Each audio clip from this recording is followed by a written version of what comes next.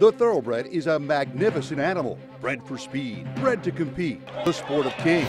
Wow, West Coast has it by 6. It's the all-new Let's Go Racing from Parks Casino and Racetrack. It's action-packed and fun for the entire family. 3 of them are right together with 1 furlong to go. Let's Go Racing is brought to you by the Pennsylvania Thoroughbred Horsemen's Association. It's fun to see them run. A very pleasant good morning, racing fans, and welcome here to Parks Racing for Let's Go Racing. We've been waiting all spring for Bob Baffert to send out the big guns, and that just happened this past weekend. On the show today, we'll go down to Oaklawn Park for split divisions of the Rebel Stakes. Bob Baffert's Big 2 in action. We'll take a look at those in just a minute. We'll also have our local race of the week, a second level allowance for the Pennsylvania breds. We'll see who liked that 7 furlong distance. We'll also have additional coverage from Oaklawn Park, and also the guys at West Point Thoroughbreds, Terry Finley. Spending some paper down in Ocala. Spent some big cash. Like $2 million. Yes, we'll talk about that here in our second segment. Hi, everybody. Keith Jones down on the beautiful first floor here at Parks Racing, and my friend Dick Girardi. And Dick, we got a lot of stuff to get to, and right here at the top of the show, we want to start with a sad note. Yep. Pioneer of the Nile, the sire of American Pharaoh, suddenly passed away at age 13. Yeah, and he was standing stud at WinStar, and obviously he was a great stallion. And for everybody that's out there, he was the sire of the first Triple Crown winner in 37 years. He actually ran in the Derby himself. He happened to run second his year, but yeah, big loss for the game for sure. The Zayed family and everybody around it. Just and 13 is very, very young for a stallion to die. And you know how attached those people get that care for them, and they're just devastated out at WinStar. That's a big loss. No doubt. Dick, Santa Anita, we've talked about that on the show. They have suspended racing. Last week we talked about indefinitely. Well, there's been a lot of news this past week since we were on last week. They're going to get back in action on March 29th. But there's going to be some huge changes. Yeah, I mean, they're talking about phasing in now no Lasix for 2-year-olds, no whips, a number of different changes. Look, I don't have a big problem with any of the changes per se, but that really wasn't the problem. The problem was clearly with the surfaces of the racetrack, because if it were a nationwide problem, it wouldn't just be happening at Santa Anita. Do I know why it was happening? No, but clearly probably had something to do maybe with the rain or whatever. Very unfortunate, but look, the changes are okay. I don't have a big issue, but get the racetrack surfaces correct. Well, then we had split division of the Rebel Stakes, partly because of what was going on out in Southern California. And one thing we talked about last week on the show, and we found out was different, we thought that maybe Baffert's horses or the other horses could be put in the same race, but they did their best. They actually did want to split them up. Correct. They split the Rebel because, remember, they couldn't run in the San Felipe. The 2 Baffert undefeated horses, Improbable and Game Winner, so they made a decision that they were going to split up the horses with the trainers. I don't know if that's done that way historically, but I thought it was a good move here. And it was very cool of Oaklawn. They kept the purse the same for each division. They didn't have to do that.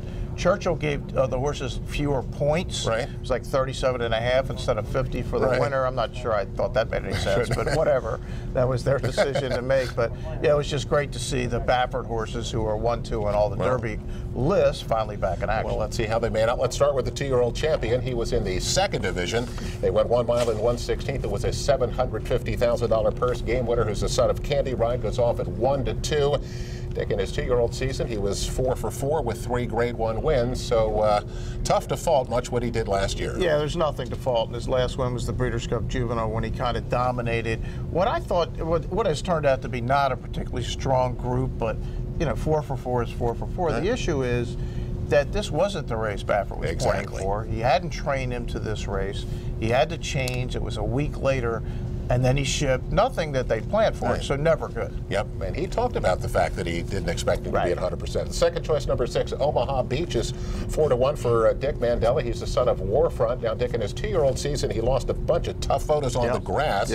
It took him to his 5th career start to break his maiden, and that was in a slop at 7/8. But Mandela loves this horse. Clearly he does. He's by Warfront, which is screaming turf, and he was okay on turf, but his race in the slop was like, whoa.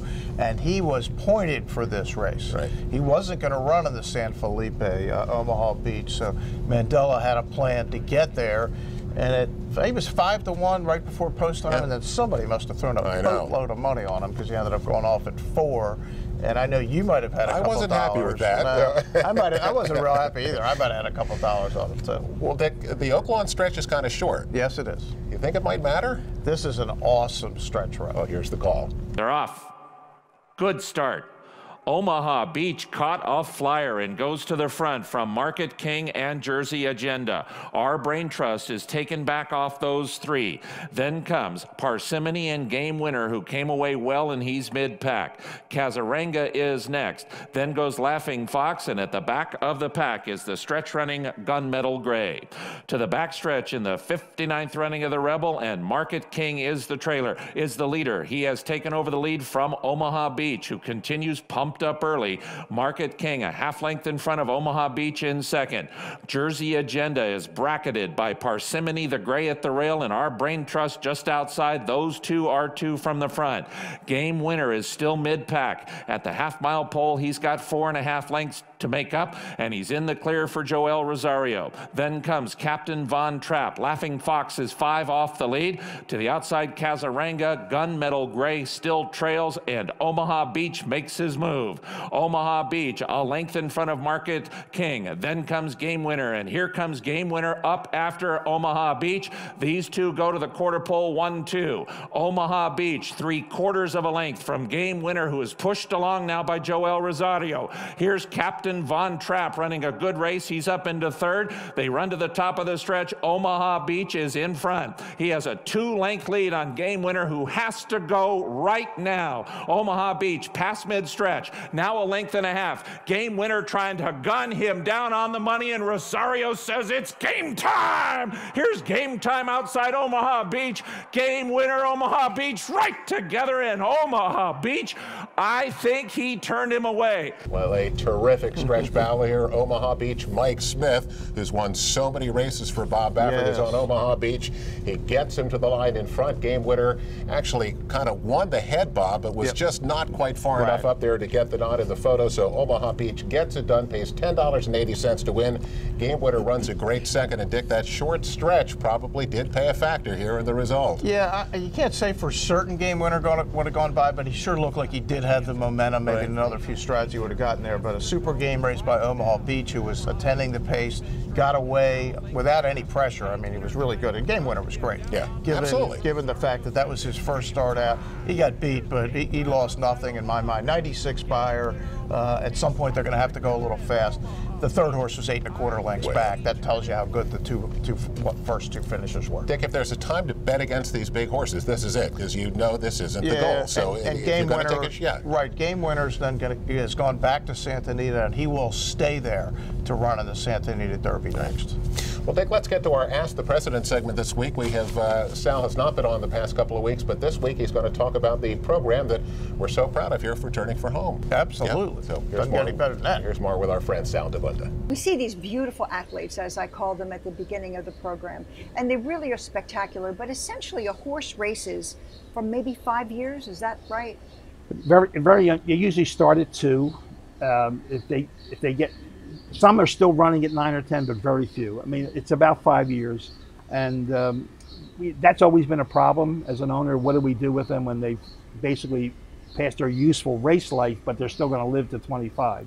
And that's an issue we've had to deal with, and we've come up with a program here. We were actually the first to do it. It's become the model for others. And it's called Turning for Home. That is correct. Right. The last ride. Right. Exactly. And I guess it started off, Mike Bellezzi, who's the executive director here, and I, we put this together. And basically what it does is, if you have a horse here and you race here, we'll take the horse, no charge. We'll retire the horse for you. We'll give it the health care it needs.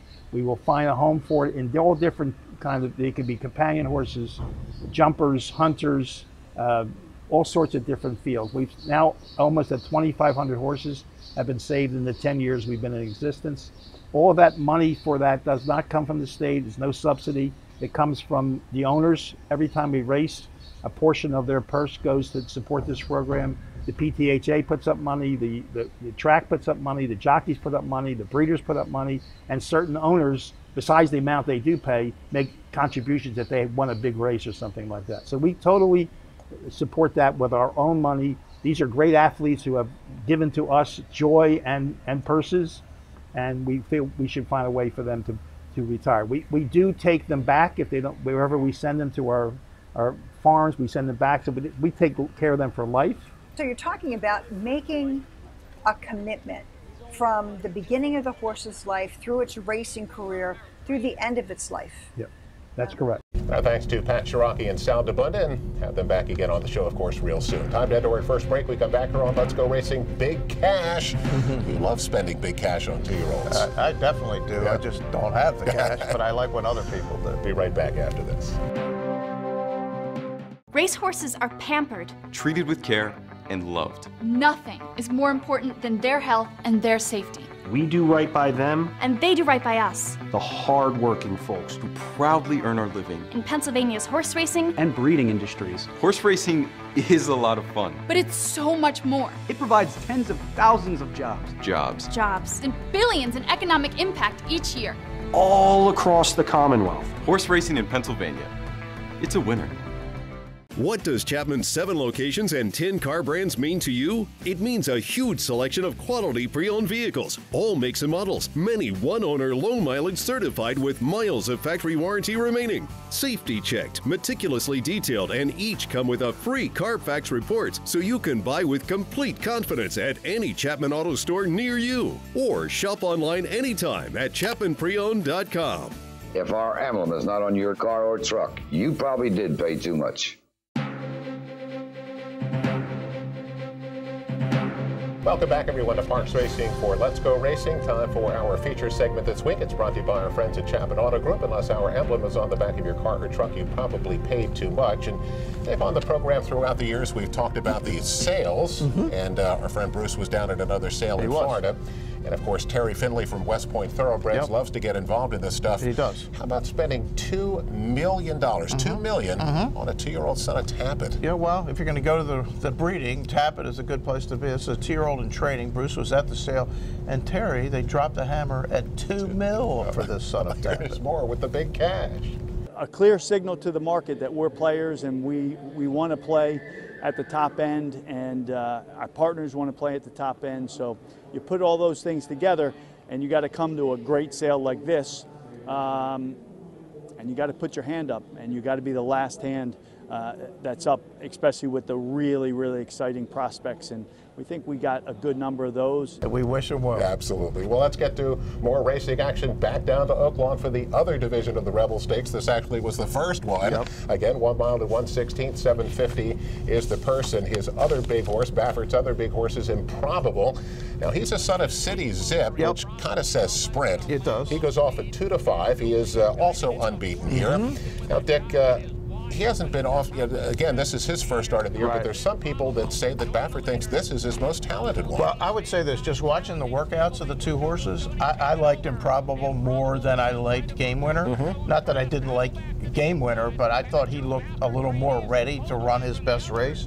I'm not sure what Bob thinks because I haven't asked, and he's probably not going to say.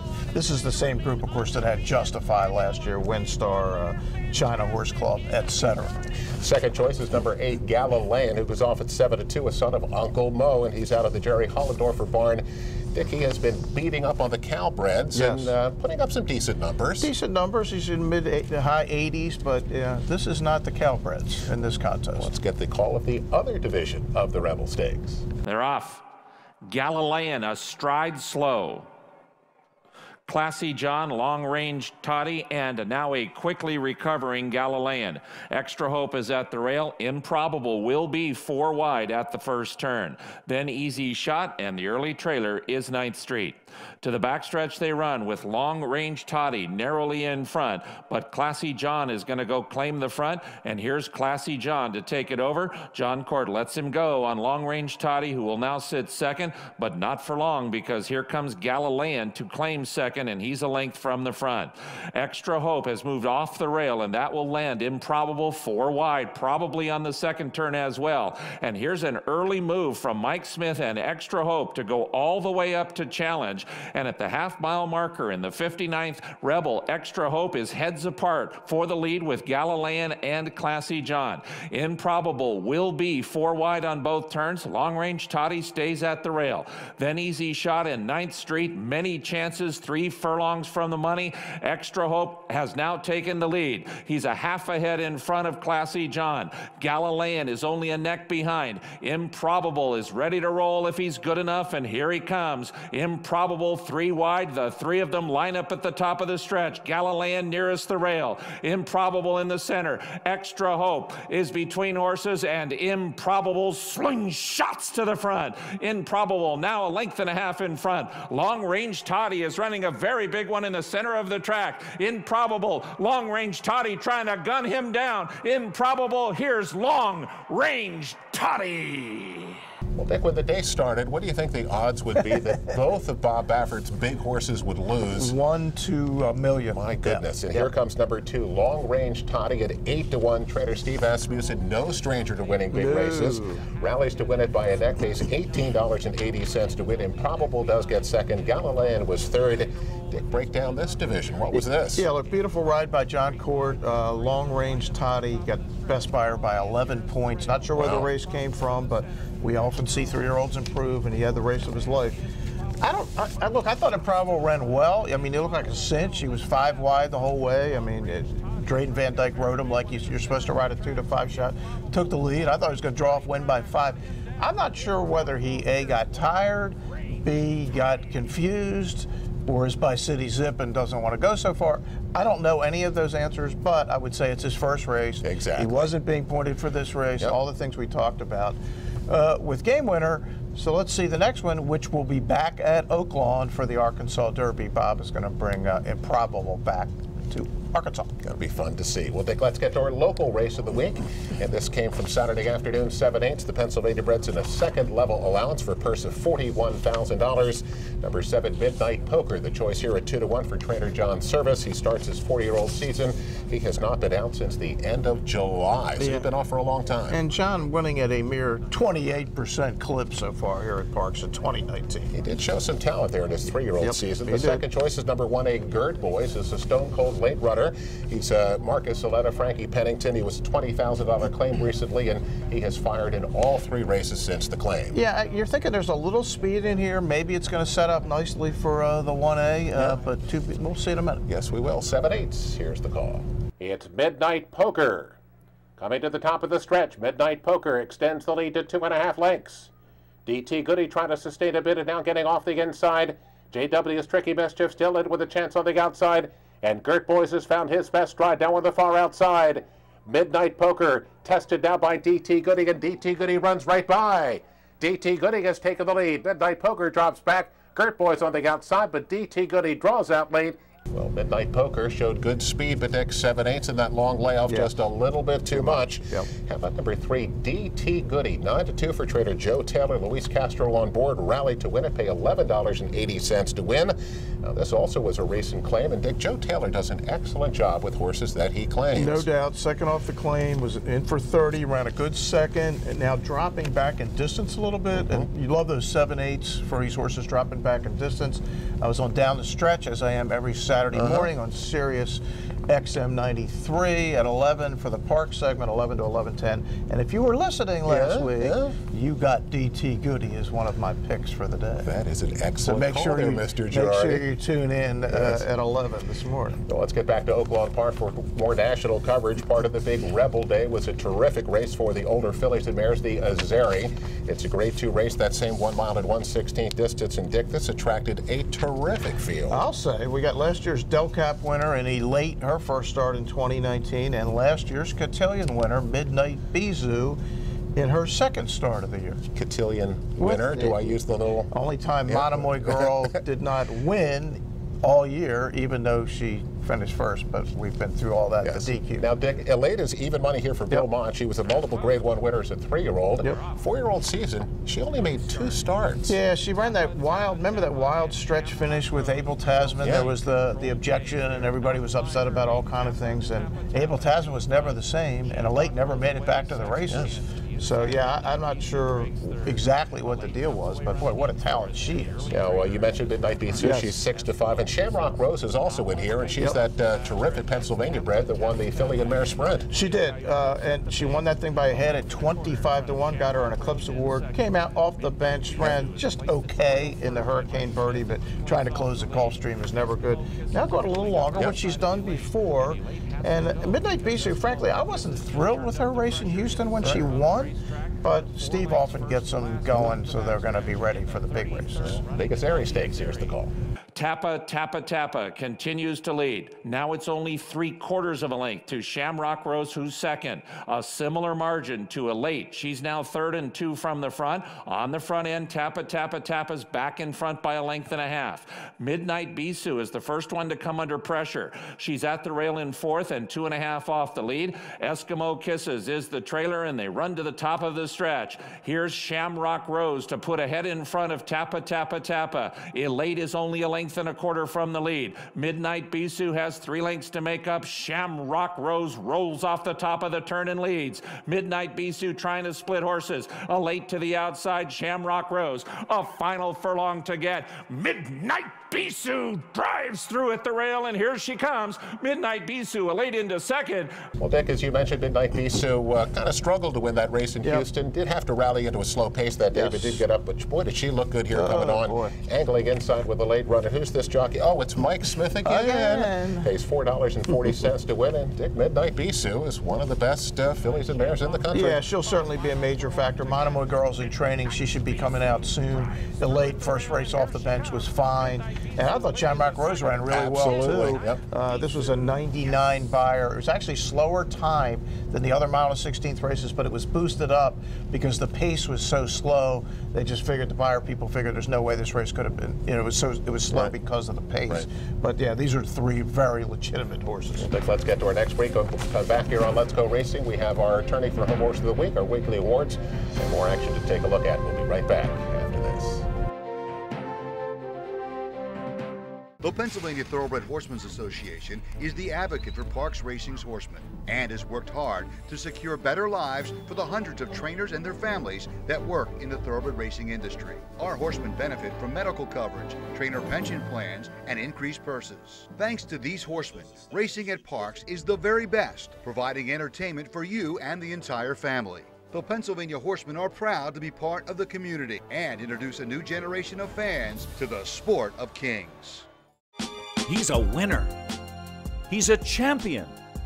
He's an icon. He's a legend. And now he's back in Pennsylvania. Smarty Jones, Kentucky Derby winner, Preakness Stakes winner, standing at Equistar in Annville, Pennsylvania. The quintessential Pennsylvania bred has returned. Smarty Jones is back home. Please call Rodney Eckenrode or visit EquistarTrainingAndBreeding.com.